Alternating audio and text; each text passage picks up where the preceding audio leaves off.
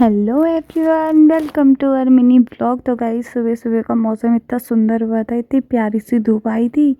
तो हम लोगों ने शादी से आने के बाद से इतने सारे कपड़े धो लिए थे। और मेरी मम्मी आज बना रही है भांग का नमक, क्योंकि मेरा दादा है, उसने भी बोला था किसी के हाथ से भिजवाने के लिए।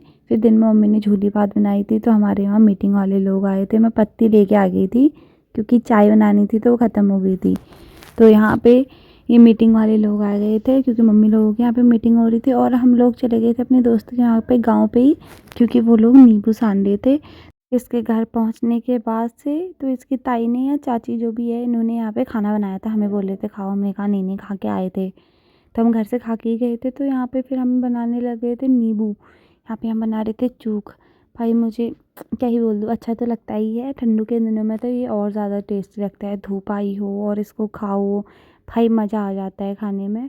और उसके बाद मैंने पूरा सान लिया था। फिर हमने सोचा थोड़ी बहुत फ़ोटो शूट कर लेते हैं, तो हम फ़ोटो खींचने लग गए थे। और ये मैंने पिछौड़ा पहन लिया था, जो मुझे बहुत सुंदर लगता है। और हमारी फ़ोटो शूट हो चुकी थी। फिर आ गई थी रिया की बारी।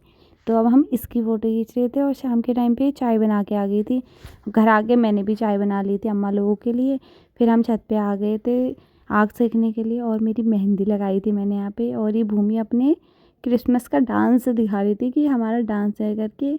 और ये भी अपने स्कूल का डांस दिखा रही थी, बुमरो बुमरो में।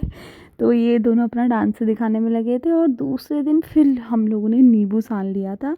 और शाम के टाइम पे मैं खेत में पानी डालने लग गई थी, क्योंकि हम दूसरे दिन को ही, कल को मतलब हल्द्वानी को वापस जा रहे थे। तो घर का सारा काम कर के हम लोग को यहाँ पे काम करने लगे थे कि जितनी जल्दी ख़त्म हो हम चले जाएंगे वापस करके, क्योंकि मुझे कॉलेज पे थोड़ा बहुत काम भी है, तो मुझे जाना ही पड़ रहा था वापस। और मैं अपने ताई के वहाँ से नींबू लेके आ गई थी। 2-4 नींबू मैंने रिया को दे दिए थे कि तू सान लेना करके कभी।